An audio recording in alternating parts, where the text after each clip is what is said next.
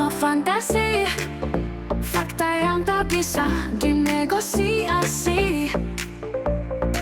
Ide dan gagasan, temuan dan analisa hanya untuk Indonesia. Salam kebenaran.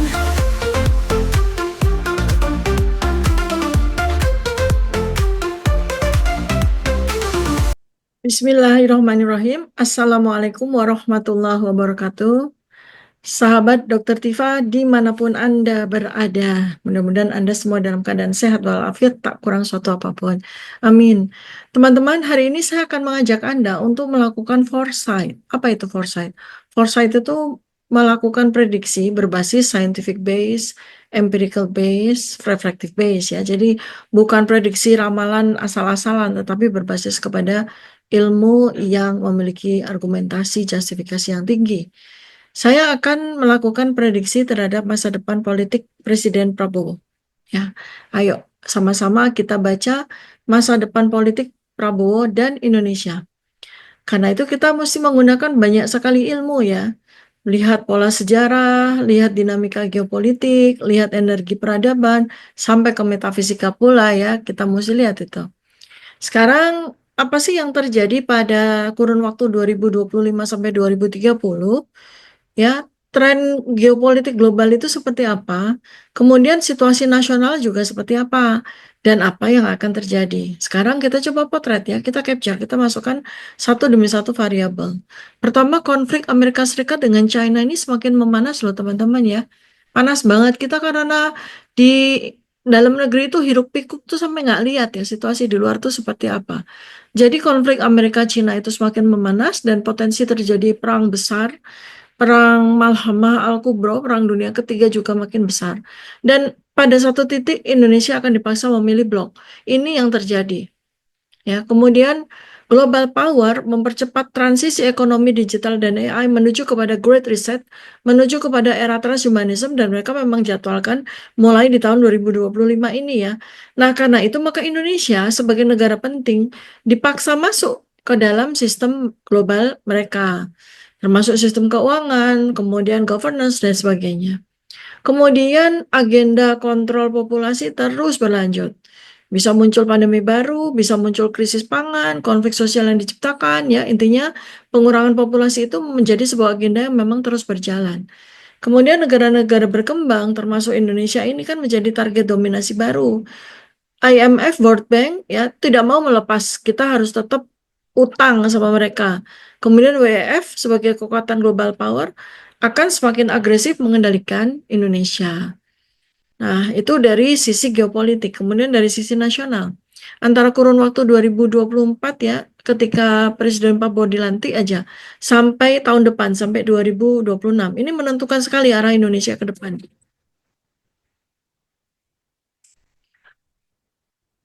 Jadi Jokowi masih punya pengaruh, tetapi mulai melemah. Prabowo sendiri harus memilih, ikut Jokowi atau menciptakan jalannya sendiri. Oposisi semakin agresif, ya antara sampai tahun 2026 tuh oposisi akan semakin agresif. Jika Presiden Prabowo gagal mengendalikan oposisi, ia bisa dilemahkan dari dalam. Situasi ekonomi bagaimana? Sangat tidak stabil. Berbagai pilihan-pilihan kebijakan Presiden Prabowo ternyata membawa potensi gejolak sosial dan ekonomi dan berbeban tinggi ya. Dan ini semua bisa digunakan untuk menggoyang pemerintah. Lalu dukungan militer dan aparat kan jadi faktor kunci. Makanya Undang-Undang TNI dan Undang-Undang Polri ini bisa nggak untuk mengunci mereka dalam loyalitas terhadap Presiden. Kalau sampai terjadi faksi internal ya, muncullah faksi-faksi di antara militer dan Polri, potensi intervensi akan meningkat ya. Kemudian kalau kita lihat nih dari sisi pola metafisik, pola energi Nusantara ya, antara masa 2023 sampai 2025, dua tahun sudah berlalu, tinggal 1 tahun ini di 2025, itu Indonesia ini wilayah dengan siklus energi besar, di mana setiap 25 tahun terjadi pergolakan besar ya. Jadi kan 25 tahun yang lalu di tahun 1998 kan. Nah, kemudian ini kan 25 tahun kemudian nih. Memang siklusnya nih kalau kita lihat dari peta metafisika dan energi ya, memang siklusnya ini akan terjadi pergolakan besar dan pas banget ketika Presiden Prabowo menjadi presidennya. tidak ada yang kebetulan. Maka jika Presiden Prabowo tidak mampu menyelaraskan diri dengan frekuensi perubahan energi, frekuensi perubahan metafisika, maka ia bisa terjebak dalam pusaran krisis.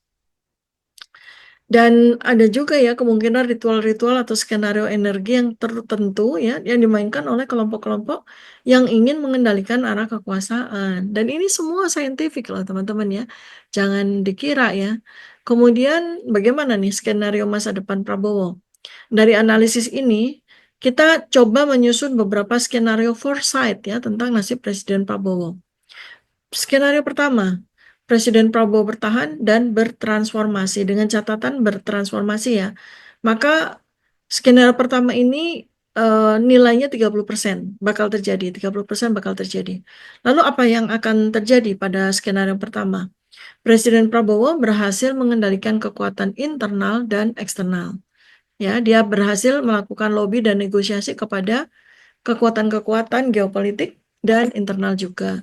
Lalu ia menyusun strategi baru yang membuatnya tidak bisa digulingkan dengan mudah. Ia juga mendapatkan dukungan militer dan sebagian global power. Ia tetap akan berkuasa, tetapi dengan banyak sekali kompromi ya terhadap kepentingan-kepentingan besar dunia. Ada syaratnya ya, maka dia harus segera membentuk sistem perlindungan politik dan spiritual. Spiritual ya. Kemudian nggak cuma politik gitu. Lalu pastikan ekonomi tetap stabil agar tidak digunakan sebagai alat pelemahannya. Bahkan bisa jadi alat kudeta kan kalau ekonominya jadi hancur ya.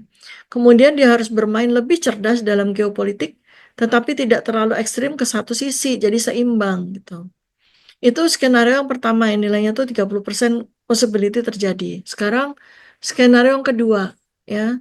Ini possibility-nya lebih besar 40%. Presiden Prabowo dilemahkan perlahan-lahan gitu dalam 5 tahun ke depan. Apa yang terjadi? Global power dan oposisi bermain bersama. Memainkan taktik slow bleeding, jadi dibikin berdarah terus dikit-dikit gitu. Nah, Presiden Prabowo akan menjadi tidak efektif dan kehilangan kendali. Lalu ekonomi sengaja dibuat sangat tidak stabil, gonjang-ganjing gonjang-ganjing ekonomi, agar rakyat kecewa.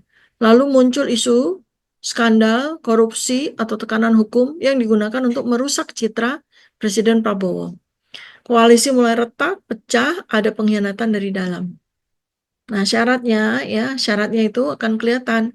Faksi dalam pemerintahan mulai bergerak sendiri-sendiri seakan-akan tanpa komando dari presiden. Tidak mendengarkan lagi Presiden Prabowo. Lalu tekanan internasional dari global power terhadap kebijakan Presiden Prabowo akan meningkat. Ya, meningkat. Dan dimediakan. Kemudian Presiden Prabowo tidak bisa mengontrol isu-isu utama seperti ekonomi, pangan, atau keamanan. Udah nggak bisa mengontrol lagi. Itu skenario yang nilainya possibility-nya lebih tinggi dari skenario pertama, 40%. Sekarang skenario yang ketiga, ya, ini nilainya 20% ya. Artinya kecil kemungkinan, tapi ya bisa juga gitu, tergantung syarat-syarat yang lain ya. Jadi ini terjadi kudeta politik atau pergantian paksa di antara 5 tahun pemerintahan Presiden Prabowo. Apa yang terjadi tuh sampai terjadi seperti itu ya? Konflik sosial dan ekonomi semakin parah dan digunakan sebagai alasan untuk menggulingkan Presiden Prabowo. Lalu oposisi dan kelompok-kelompok tertentu dalam militer mulai bergerak bersama. Lalu tekanan dari luar negeri, dari global power, meningkat terus membuat Presiden Prabowo terpaksa mundur atau dilemahkan. Dan mungkin Presiden Prabowo tetap di kursi kekuasaan, tapi hanya sebagai simbol, tanpa punya kendali penuh. Ya. Nah, syarat untuk skenario yang ketiga ini harus ada krisis besar-besaran, ekonomi, sosial, geopolitik sebagai katalis. Kemudian harus ada aktor kuat yang muncul di militer atau elit politik Indonesia yang ingin menggantikan Prabowo. Jadi kelihatan gitu aktornya. Kemudian harus ada restu dari kekuatan global agar skenario ini berjalan. Ya, itu 3 skenario. Sekarang skenario yang keempat. Presiden Prabowo melawan dan membentuk blok sendiri. Ini kayaknya paling kecil ya, 10%. Ya. Jadi apa yang terjadi tuh kalau ada skenario yang keempat itu? Presiden Prabowo mencoba mendobrak sistem global dan membuat Indonesia lebih independen. Sounds gimana? Ada gerakan nasionalisme kuat yang menopang kekuasaan Presiden Prabowo tiba-tiba gitu. Terus Indonesia menjauh dari WEF, dari IMF, dari Amerika Serikat, dan lebih dekat ke Cina dan Rusia. Nah, itu ya. Tapi risikonya besar sekali. Karena Indonesia bisa terkena embargo atau tekanan ekonomi dari geopolitik yang sangat berat. Dan itu syaratnya ya kuat, harus ada dukungan kuat dari rakyat dan militer, yang mana ini kelihatannya enggak. Harus ada strategi ekonomi mandiri agar tidak mudah dihancurkan dari luar, dan kelihatannya ini juga enggak. Harus ada perlindungan spiritual dan energi agar tidak terkena sabotase non-fisik. Ini juga saya nggak tahu Presiden Prabowo tuh ngerti hal-hal kayak gini apa enggak. Kemudian dari mana kita tahu berbagai skenario itu bakal terjadi ya. Jadi kan ada tanda dan gejala kayak penyakit di tubuh manusia aja ya. Ketika dia belum menjadi penyakit kan dia memunculkan tanda-tanda dan gejala-gejala awal gitu ya. Nah, kita mengetahui skenario mana yang mulai berjalan, itu lihat indikator-indikator dalam 16 sampai 12 bulan ke depan ya, ini indikatornya. Pertama, jika ekonomi Indonesia semakin memburuk, dan buruknya tuh tiba-tiba aja gitu.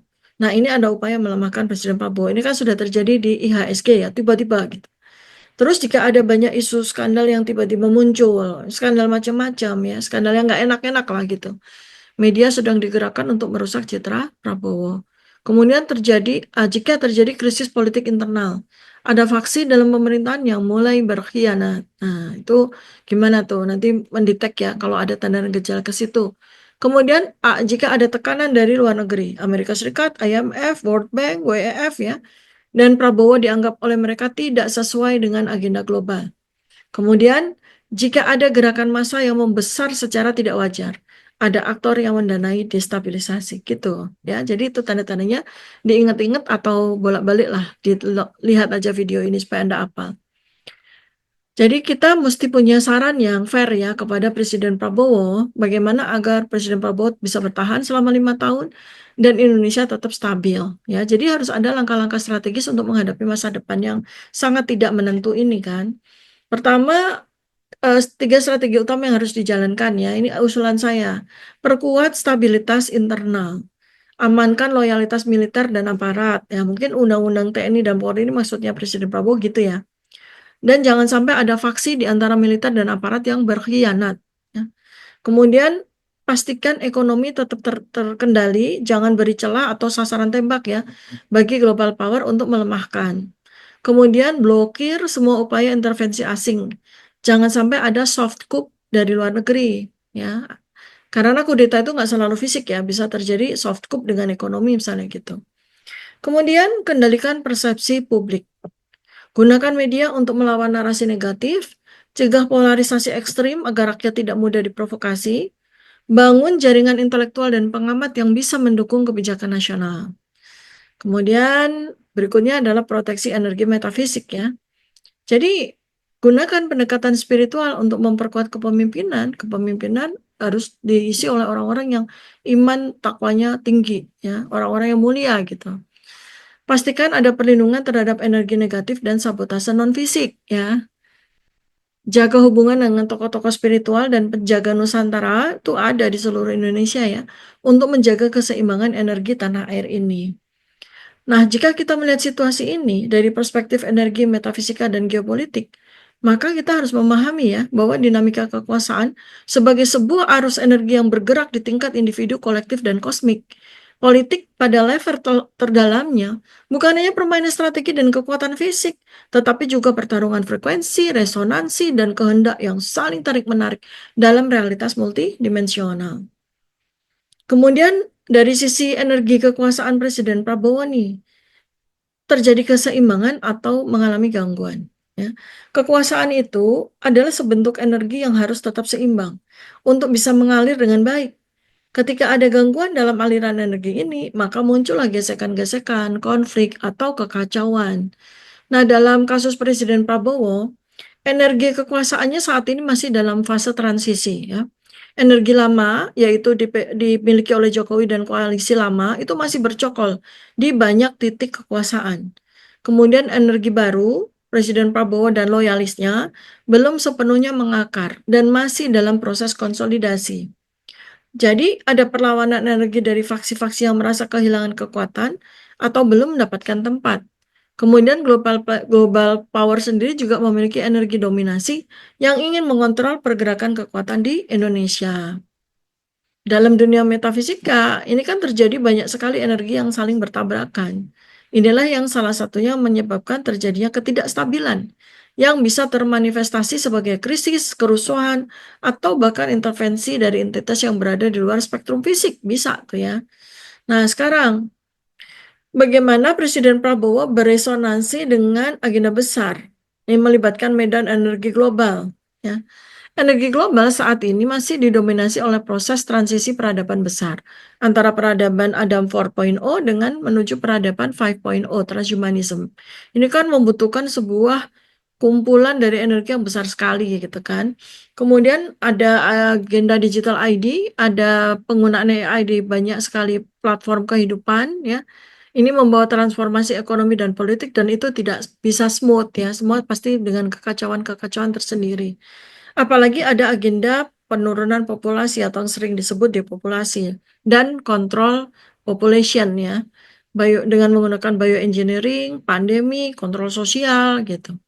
Kemudian terjadi juga agenda perubahan spiritualitas ya. Dari transisi materialisme ke transisi post materialisme. Jadi inilah yang terjadi ya, multipolar sekali dunia sekarang dan tepat pada saat seperti ini goyah-goyahnya Presiden Prabowo lah yang jadi presidennya. Lalu kalau kita kembali kepada potensi kekuatan energi Indonesia, jadi Indonesia ini adalah salah satu titik pusat energi dunia. Karena posisi geospiritualnya ya. Jadi pada zaman dahulu sejak ribuan tahun yang lalu Nusantara disebut sebagai tanah para raja dengan energi leluhur yang kuat dan rekam jejak sejarah yang besar. Kemudian energi kolektif rakyatnya. Secara spiritual, rakyat Indonesia memiliki energi kebangkitan massal yang kuat, tapi juga mudah diarahkan oleh energi eksternal gitu ya. Kemudian ketiga, pengaruh agenda global. Jika Presiden Prabowo selaras dengan energi global yang menguntungkan elit, maka ia akan dibiarkan memimpin. Tetapi jika ia menyimpang dari frekuensi ini, maka upaya pelemahnya akan semakin nyata. Jadi apakah Presiden Prabowo dalam konteks metafisika itu diterima atau ditolak oleh medan energi global, ini menentukan seberapa besar tantangan yang akan beliau hadapi. Ya, nah sekarang frekuensinya Presiden Prabowo ya, apakah berlawanan dengan sistem gitu. Jadi setiap pemimpin memiliki frekuensi energi yang unik, yang bisa harmonis atau justru bertabrakan dengan sistem di sekitarnya. Nah, jika Presiden Prabowo itu beresonansi dengan sistem global, maka sistem akan mendukungnya dan jalan kekuasaannya akan lebih stabil.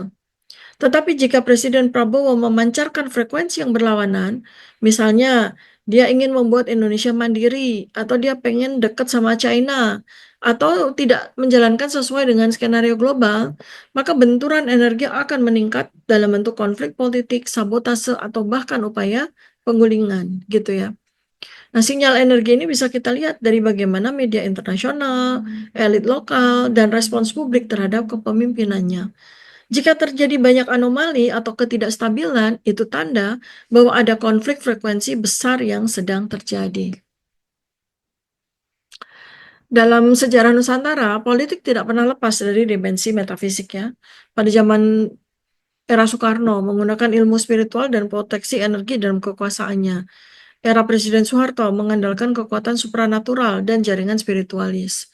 Di zaman era reformasi, perubahan besar tanpa fondasi energi yang jelas dan malah menimbulkan instabilitas.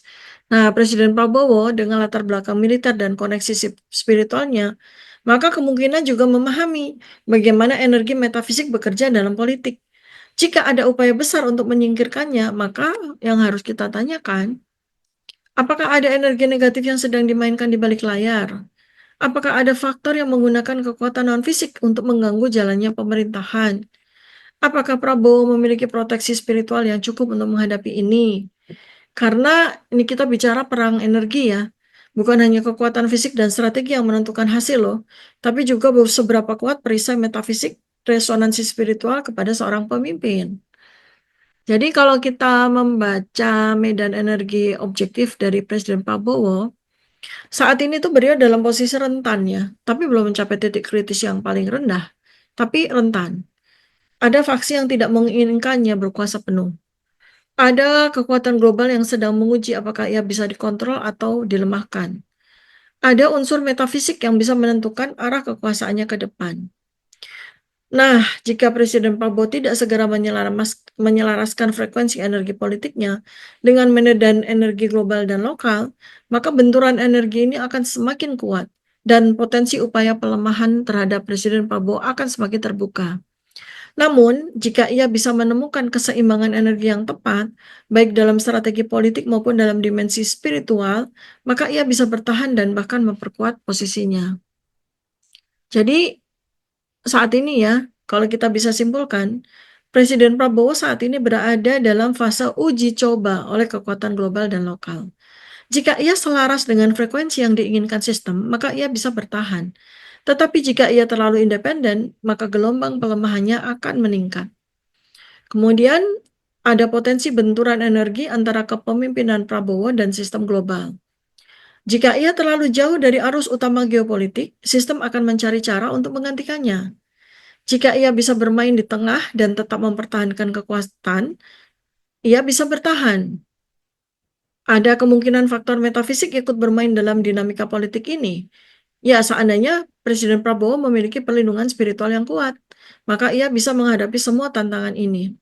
Tapi jika ia tidak memiliki cukup energi spiritual dan proteksi, maka ia bisa lebih rentan terhadap sabotase, baik di tingkat fisik maupun metafisik.